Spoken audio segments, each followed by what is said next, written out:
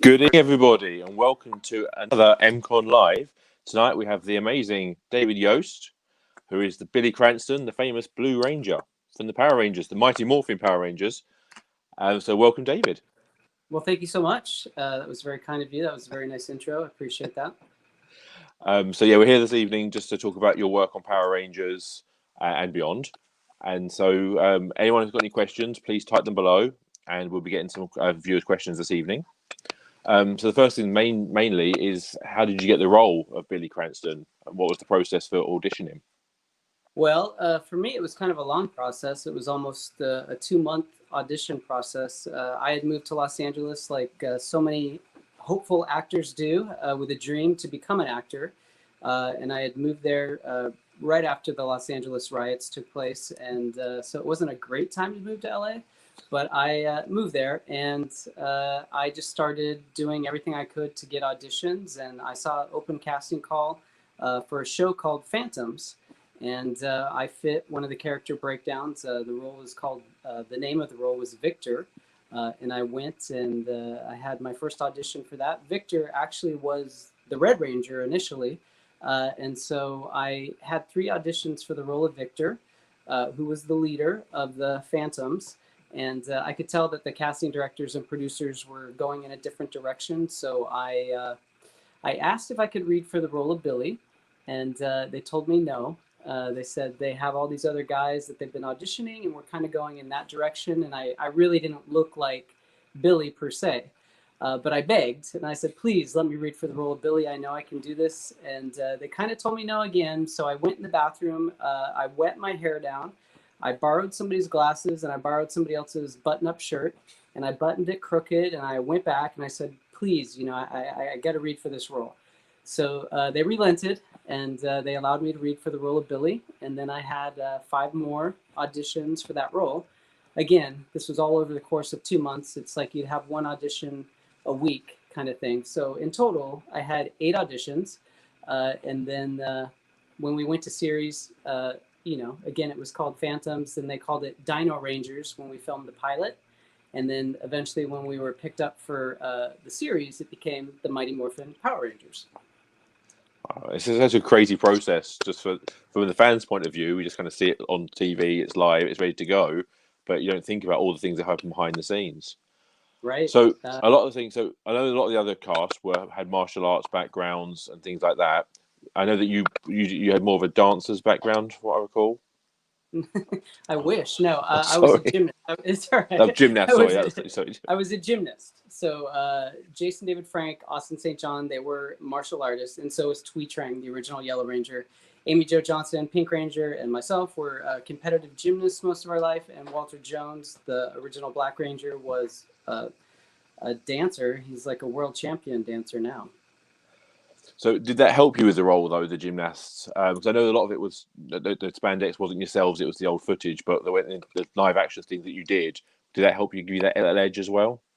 I believe I'm going to have to say yes. I mean, most of the guys that were auditioning for the role of Billy didn't have a martial arts background, a dancer, or a gymnast background. They were one of them was slightly overweight, and they were kind of I don't know, just different. But I think at the end of the day, the fact that I could do gymnastics and flip and all that kind of stuff, I think it certainly helped, because again, like you're saying, when they matched the footage of the first season, it was a Japanese TV show. We were taking the footage from it and cutting it into the American version. I think they thought maybe it would help sort of sell it a little bit more. But in the beginning, they didn't want my character, actually for the majority of the time that I was on the show, they didn't want my character to know how to fight. In the beginning, they sort of wanted it always to be like an accidental thing that Billy was involved in the fight. Like I accidentally punch people, and I trip and I fall. I wasn't supposed to be coordinated. And I can remember in the beginning, before we even started filming, we had to rehearse for like a whole month, and we had fight training. And so I was in there, I was giving it my all. And Haim Saban, one of the creators of the TV show, he came in to one of the rehearsals, and we had to give him like a little presentation. And I did a fight with the stunt team, and Haim Saban got so mad, he was screaming because he was very animate about Billy not knowing how to fight. So I, as a young actor, just wanting to do a good job and please my boss, was terrified. I thought I was going to get fired that day. So that really scared me. So I always stood back and tried not to learn too much. But as the show went on, I really thought it was important for my character to, start showing that he could hold his own as well. Well, So that's why you definitely, see yeah. Billy kind of grow over the course of the series. So that Which was is great. one But of the I can just which is sorry, which is one go of the ahead. reasons why I think Billy is one of the most relatable Rangers.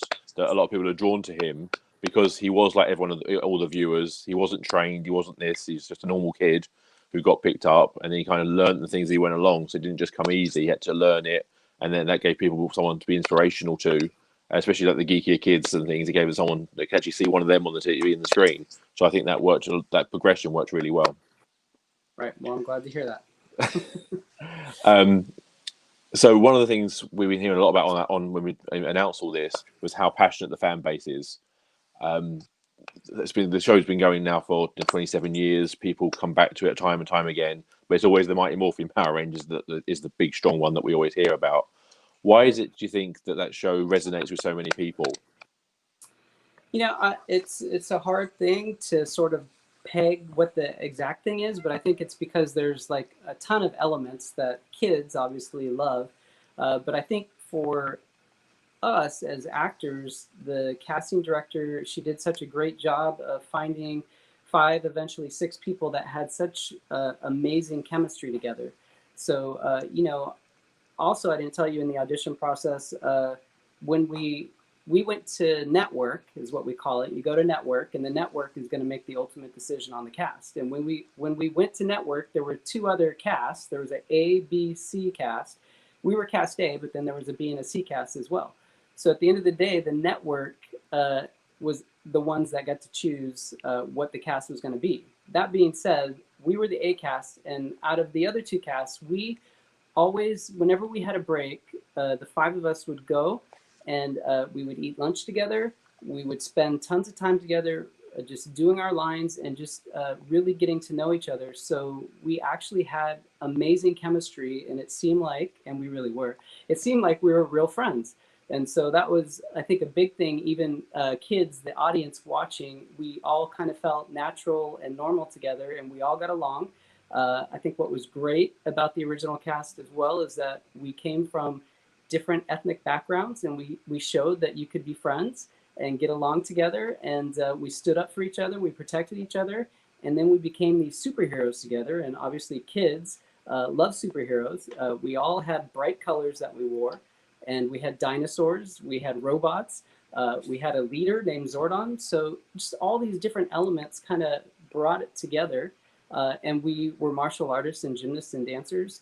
And there was always like a really good message, I think, in most of the episodes for kids to follow. We hear so many stories about like, you guys really saved my life. If it wasn't for you, I might have gone down a different direction. But because the Power Rangers were good kids, I chose to go in that direction, or I became a martial artist or a gymnast or a dancer. In the case of Billy, people always tell me I became a scientist, a doctor, a teacher, all kinds of amazing things because of Billy. So, it's such an honor, and we're totally humbled by the whole experience. But, I would just say because we had all of the elements that kids love, like the colors, the dinosaurs, that we were friends, superheroes, all that is probably what has the lasting effect of the original. Why MMPR, Mighty Morphin Power Rangers, is the most popular, I guess. Yeah. I think at the time as well, there was nothing like that on the TV. There was nothing like this at all. So I was 13, I think, when it came out, and I was just drawn to it for all those reasons you Yep. said. It just felt so different. We've got a question from one of the audience. It's a lady called Okay. Laura Chalk. What was your reaction to the first day on set? And did you bond? Did you and the cast members bond quickly? We kind of said that already. And P.S. You're one of her idols. Oh, well, that's very kind. One of my memories from the first day on set, I mean, Yep. I will say the first day that we filmed the pilot, the original pilot, which I guess is called the unaired pilot, even though I think it's aired a couple times now, but you can find it on YouTube, I think. The first day that I showed up, we were filming in a bowling alley, and I had to show up like some crazy time, like at 5 in the morning. maybe a little bit earlier than that, and it was pitch black. And we showed up, and as soon as I got there, they showed me that I had a parking spot, which is cool that you get your own parking spot. And then they're like, "We're going to take you to wardrobe. We're going to take you to makeup, and this is your trailer over here."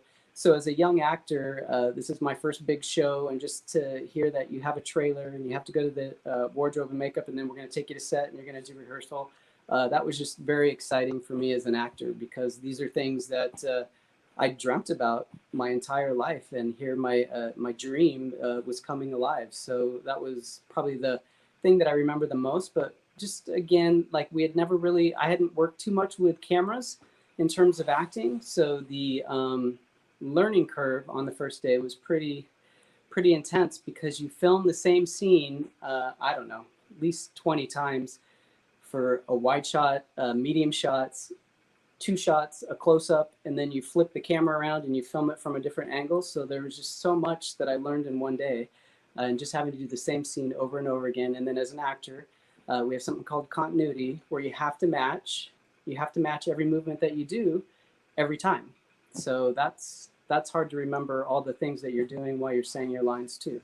So those are the things I remember from the first day. It was just, I learned real quick how to be an actor for TV and film that day. Well, it was quite a baptism by fire. It sounds that way. Yes, exactly. And some of the sets, though, talking about the sets, the command center set itself, it looks so small on screen, but so many major elements. So, because I'm guessing the Zordon wasn't actually there, or was it like a green screen at that point? We didn't really have green screens much back then, but we did. Well, they were blue. It was blue screens back in the day, but they couldn't use a blue screen for some reason because of my blue outfit. No. And so they changed to green screen, which still never made sense to me, because then we had the Green Ranger and it wasn't an issue. But all that being said, yeah, the command center, the guy who played Zordon, David Fielding, he only filmed one day for the entire series. So they just shaved his head, they filmed him moving and saying certain things, but you never see Zordon's mouth move. So every time that we were in the command center and we talked to Zordon, we were just looking at the wall, or often they would put an X on a piece of paper or a tennis ball, and they would hold the tennis ball up in the air, and we would look at the ball or the X, whatever it was, and that was Zordon. So when they flip it around, then you see Zordon, but he's never there. We never really met David Fielding other than the one day on the original pilot. So yeah, but it was just it seems like a big space, but it's a very small space with tons of black curtains around it with Christmas lights hanging all over the curtains. But it's always so crazy when, like you said, you didn't really meet David Fielding, but it's a character we associate with every episode. It's just Right. the industry itself is just a strange beast sometimes. Yep. So moving on onto the movie of the Mighty Okay. Morphin Power Rangers movie, because that was so very different to what happened before. You had your own brand new costumes, and you were actually doing a lot more of the effects yourself in the costumes, wearing them. How was that with the costume itself? Because that was a different material than what you were used to previously. And the helmets themselves, how restricting is wearing one of those helmets? I mean, the helmets are never fun to wear because they're extremely difficult to breathe through. Even though they have like little holes drilled in the nose area, it's hard to breathe through them. And then it's like wearing sunglasses. So it's hard to see, and you have very limited peripheral vision. So thankfully, for all of the major fights, we had stunt doubles that were amazing, and they just did such an incredible job for us and made us look good. So, you know, I appreciate them very much. And, you know, but the actual outfits were extremely heavy in the movie.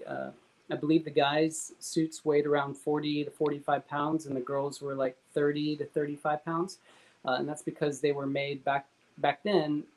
I don't know if prosthetics is the right word. I feel like it is. But anyways, it's plastic, really heavy, and it's on you, and you're wearing that. You know, we film 12-hour days, and so there's times where you have that suit on for 12 hours filming in the command center, or I'm trying to think, we were downtown filming with the subway, whatever, at one point, just having to wear those, and you're just sweating, and it just, when you take it off, you can feel how bad your back and your shoulders hurt because you've been pulled down all day.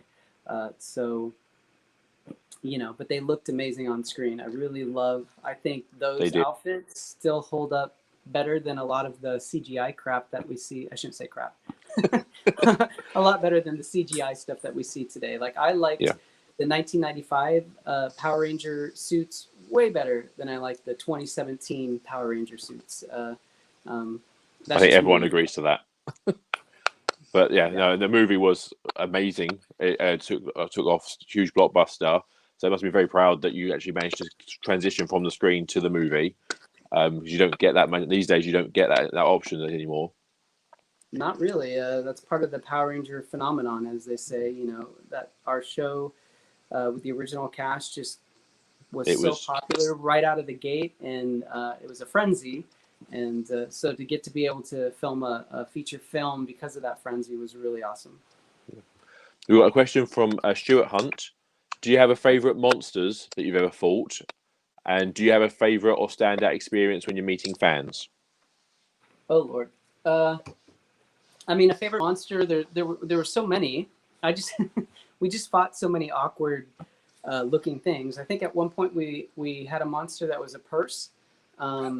We had a monster that I believe was a lipstick.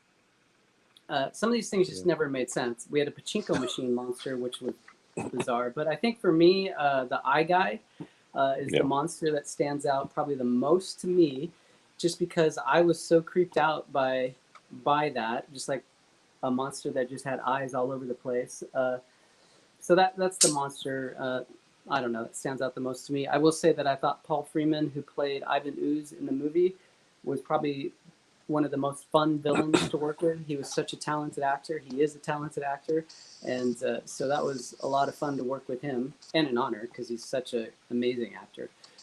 And then, do I have any standout moments with fans? I mean, I would say every time I meet a fan is a standout moment because, again, it's so humbling, and so many of the fans out there just want to give us so much love, as Walter Jones often says. And we do. We just get so much love from you guys, and you just tell us the most amazing stories about how Power Rangers changed your life, and or again, like I was kind of saying before, like I hear a lot of stories about kids that are in abusive households, and they just say, you guys are you were my one saving grace. I was always worried about my dad was going to beat me, or I was going to get in trouble for something, but it didn't matter because I would just sit and watch Power Rangers, and you guys gave me hope. And so we just hear so many stories like that. Uh, it's heartbreaking, but it's also such a privilege to know that I was part of a cast that had that kind of impact on people's lives. And we would never have thought, I would never have thought as an actor that some character that I was playing could encourage somebody, give somebody hope, and really help people through such a difficult time. So again, it's such an honor, and I'm totally humbled by it. So again, every time I meet a fan, it's just fun to watch you guys' faces light up. Like right now, I just flew yesterday from Los Angeles to Boston, and I had to pick up a rental car. And as I was driving out the rental car thing, you have to get your thing signed by some guy that works for the rental car company. And I rolled down my window, and he's like, "You're Billy. You're the Blue Ranger." And his face just totally changed. He went from being like this 32-year-old male to like this little 7-year-old kid.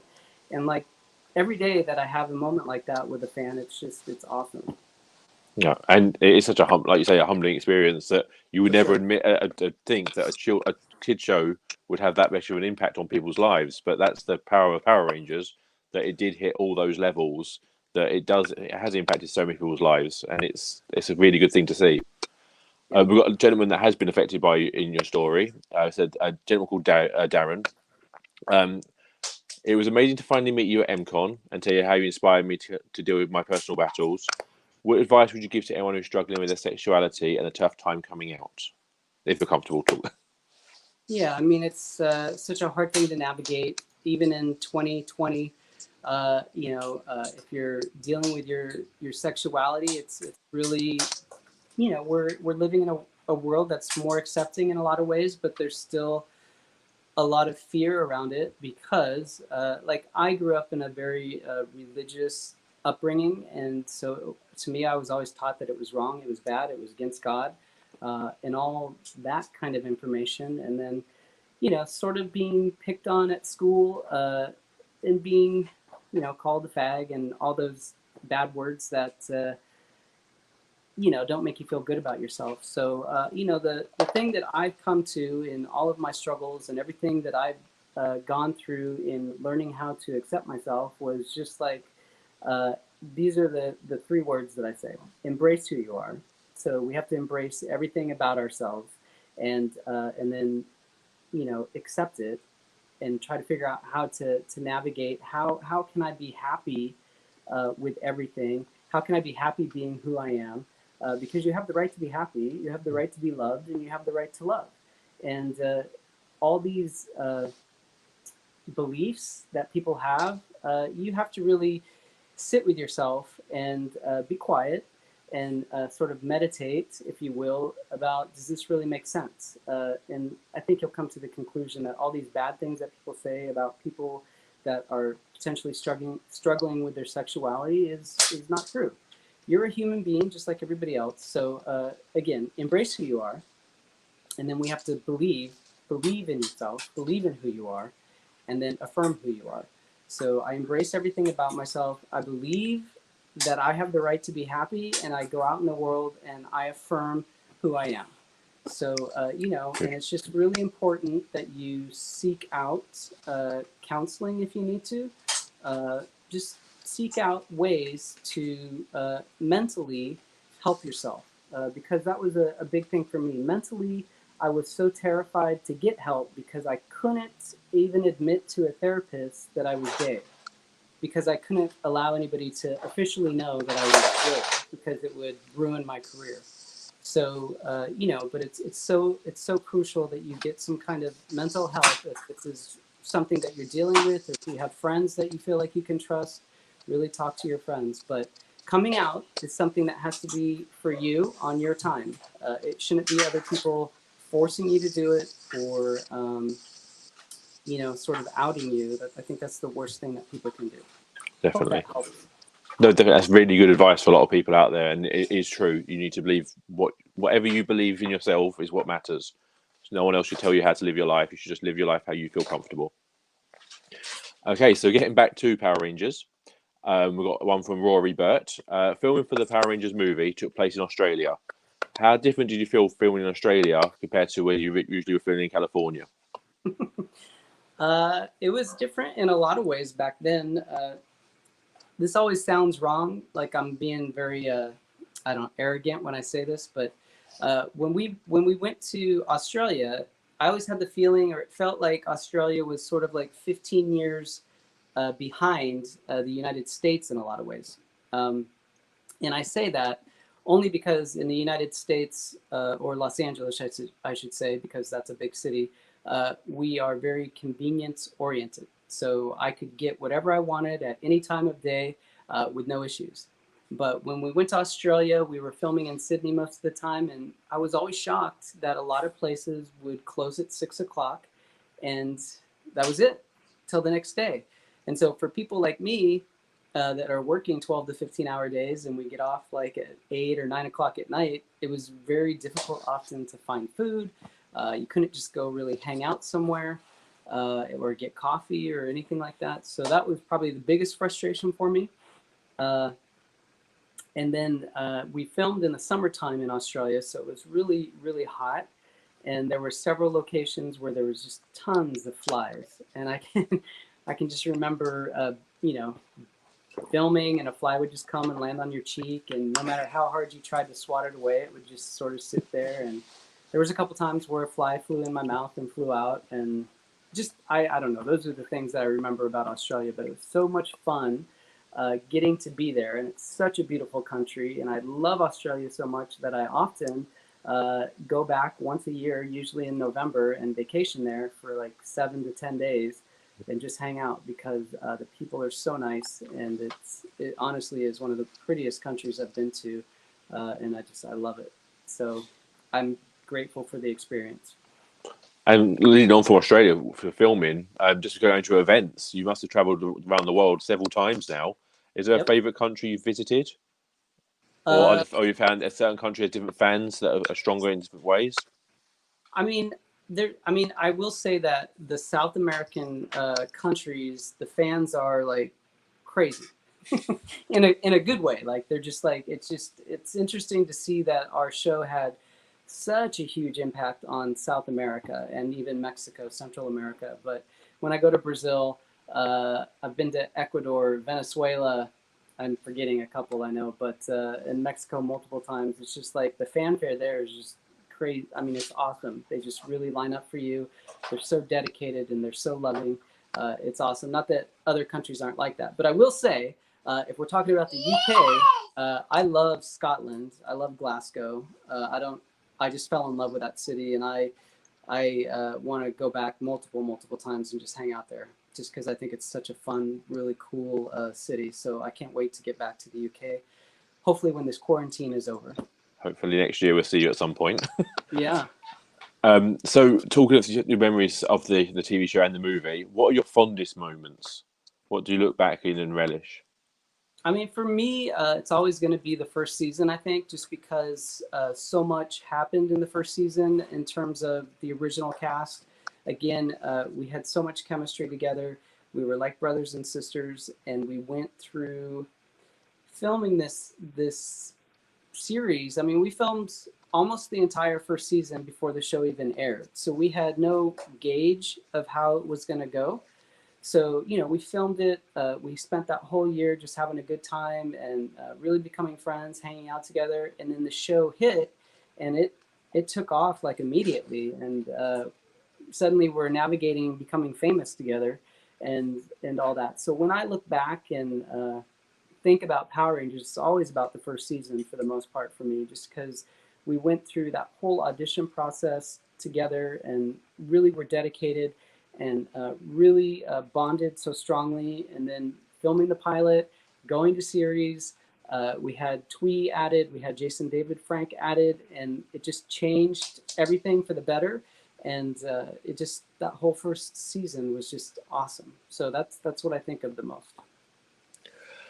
So the character of Billy, he was Yeah. in there for quite a while. One of the longest serving Rangers. So he went off into space to live his life. Yes. Where do you see him being now? I mean, I think Billy's done a lot over the years, for sure. I definitely think that he is probably still in space. I don't think he's on the planet Aquitar, which is where he went off to. I think he eventually, I don't know if he ever got married, but he certainly had children with an Aquatarian. And but I think he's sort of like a Captain Kirk, sort of flying around the universe, helping other planets and species and people, and probably has his own team of Power Rangers, quote unquote, in his own way. So Yeah, I I certainly think a think. natural evolution would be he would become a Zordon style character down the line. Yeah, I Rory's got mean, a question. he had all the knowledge, to build the Zords. He helped build the Zords. He knew about the Zeo powers. He obviously helped build the communicators. So he knew about the morphing grid and all those kind of things. So he certainly would be right up there in a Zordon type role. And even though you didn't get the lead, Billy is pretty much the definitive character for the show.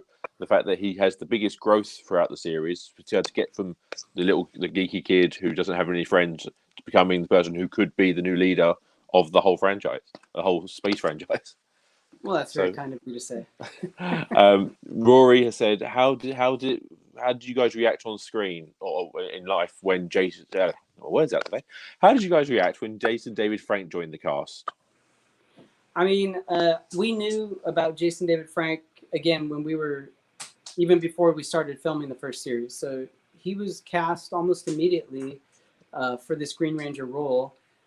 So like when we were training a month before we started filming, Jason Frank came and trained with us, and actually he helped Amy Jo and I quite a bit with our martial arts. Like he was a karate instructor, and he's such a good teacher.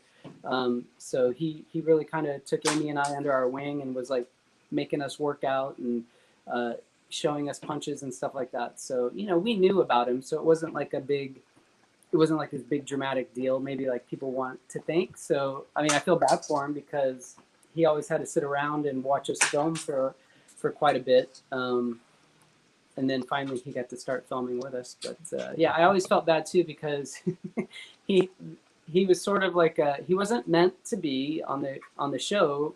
I think only for like 10 or 12 episodes, maybe at the most, maybe even only 8. And so they gave him like this really tiny dressing room that was ridiculous. So I always let him share my dressing room with him.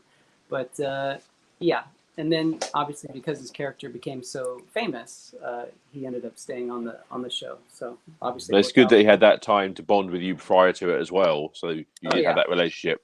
So on screen, it bonded even better. Amy Ratcliffe asks, who in the cast was most likely to forget their lines or start laughing?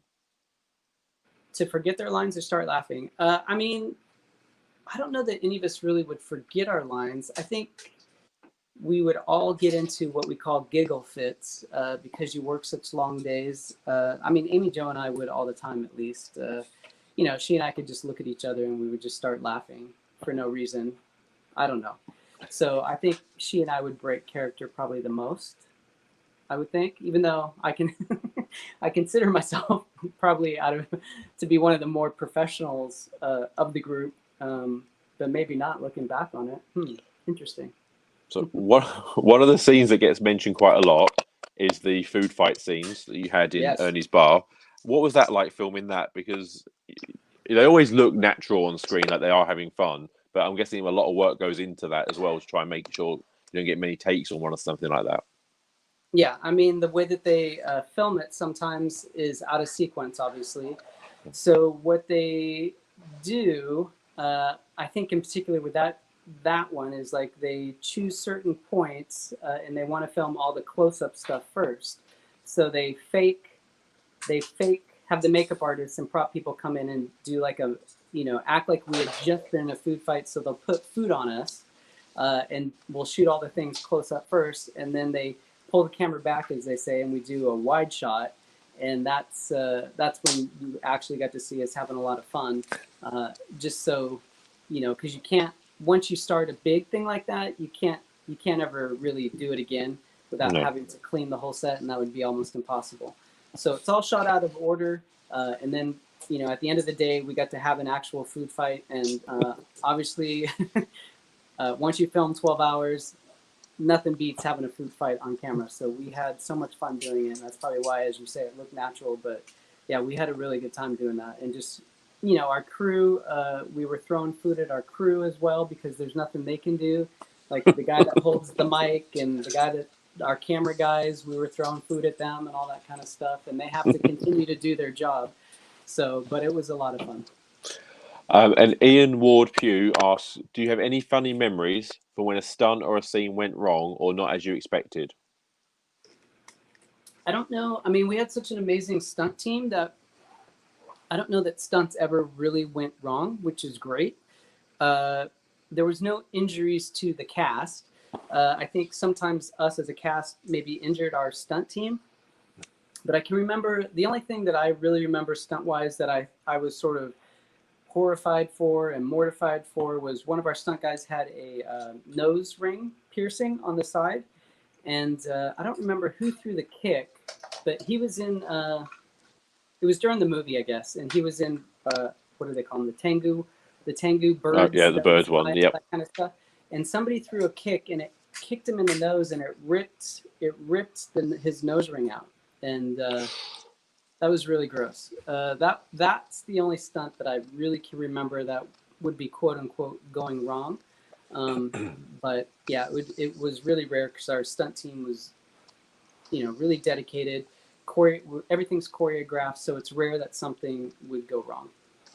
So talking of the fight scenes and things like that, you did a lot of ADR, additional dialogue recording for the other footage. How was that like? Because was that in a group or was it on your own in a booth? And because a lot of hoo-ha noises and things, so it must be a bit embarrassing at times.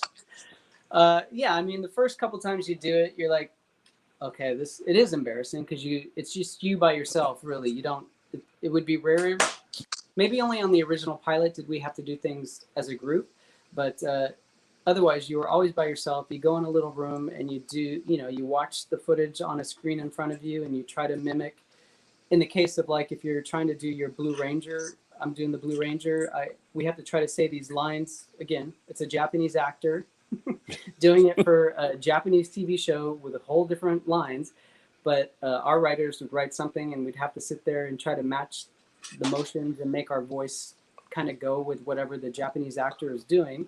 And oftentimes the line would be written and it was too long for the actual motion, so we'd have to say it really fast, or we'd have to sit there and the ADR director would sort of help us rewrite it, or would rewrite it and tell us, we'll say it this way or say that. So there's always stuff going on in the booth to really make it complicated. But again, such a learning curve for any actor. It was like the best thing to be in that situation, because we learned so much as actors having to do ADR the way that we did it for footage we never filmed, and trying to get the lines to match up and all that kind of stuff. We have a question from Khalid Kakopa. Oh, sorry, I hope I pronounced that correct. First of all, hope that you liked his Blue Ranger versus Goldor photography shot. Big thanks for you sharing it on your story last night. Oh, that was nice. How's it working with Thai, the original Trini? I can't pronounce her name, so I'll never Thai. And what were the best memories of working with her? Okay, so obviously Twee. Yep, sorry. she's her name is pronounced Twee Trang. It was awesome to work with her. She was such a nice girl. So beautiful. Like I often say, like I look back on pictures of the cast and I didn't realize how good looking everybody was. Like Amy Jo, everybody would always be ooh ah Amy Jo, and I'd be like, really, is she that pretty? I mean, she's okay. Just because she was like my sister, so I didn't think too much of it. But now I look back and I was like, oh my god, she was really hot. And same with Twee. Like Twee is so pretty. When I look back on pictures of her, I was like, wow, she was so beautiful. And so she was awesome to work with, and she had an amazing laugh, and she would always be spraying hairspray in her bangs. I don't know why, but that was a memory that I have of her often.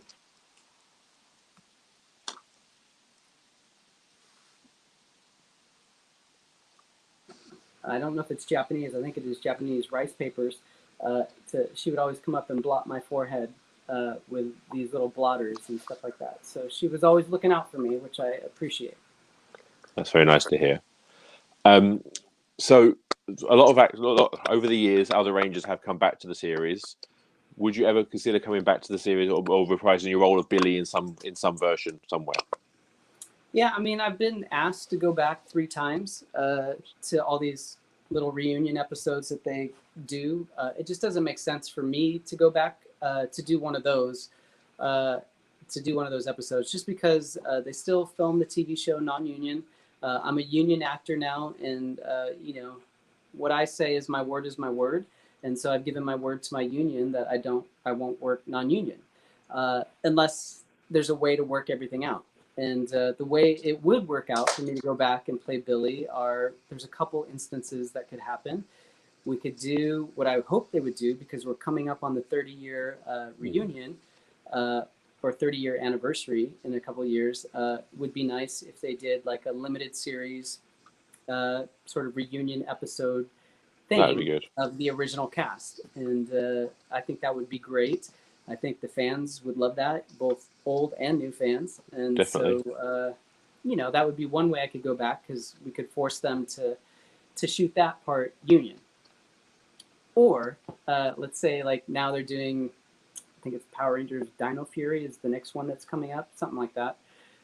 Anyways, if they wanted me to go back, I would go back for an entire season. I wouldn't go back for one episode. It would have to be the entire season, and Billy would have to have some kind of a important story arc within that season. And I would speak to my union about doing something called financial core. Again, the unions don't like you to do it, but it allows me in some ways to work non-union. But I would figure out a way that I would be giving part of my income to my union, just so I feel right about it and my union would feel right about it. That's how I would work it out. So those are the 2 options for me to go back. So yeah, I mean, I would do it. Good to hear, and definitely the reunion for the 30th anniversary. Something needs to happen for that because it's such a milestone series. It's such a milestone anniversary, and something needs to happen. Yeah, Okay, so we've got a lovely comment here. What's your favourite food from Indian cuisine? from Indian cuisine. Yep. I mean, obviously, any kind of curry, but it's got to be really spicy and hot. I guess. Any particular meat? I don't eat meat, Oh, then okay. Then. so vegetarian, a Vegetarian curry. vegetarian curry. Yeah. Okay, we're just asking for a few more questions before we wrap up Okay. this evening. So just wait for them to come on through for us. So I've seen a lot of guests getting memorabilia given to them over the years. What's the weirdest thing you've been given? I don't know if I've been given. Have I been given weird stuff? I mean, for the most part, everything that we are given is really heartfelt and amazing. So I don't know that I've been given anything weird. But people, have gone to great lengths to create really awesome stuff. Like the artwork that I'm given, half the time I'm blown away by. It's just like people are so talented, and I love all the stuff that I get. And I, yeah, I haven't been given anything weird, unfortunately. I mean, I just get really cool stuff, so that's the nice thing. I mean, and some people spend a lot of money on the stuff they give me, so I'm totally grateful for it.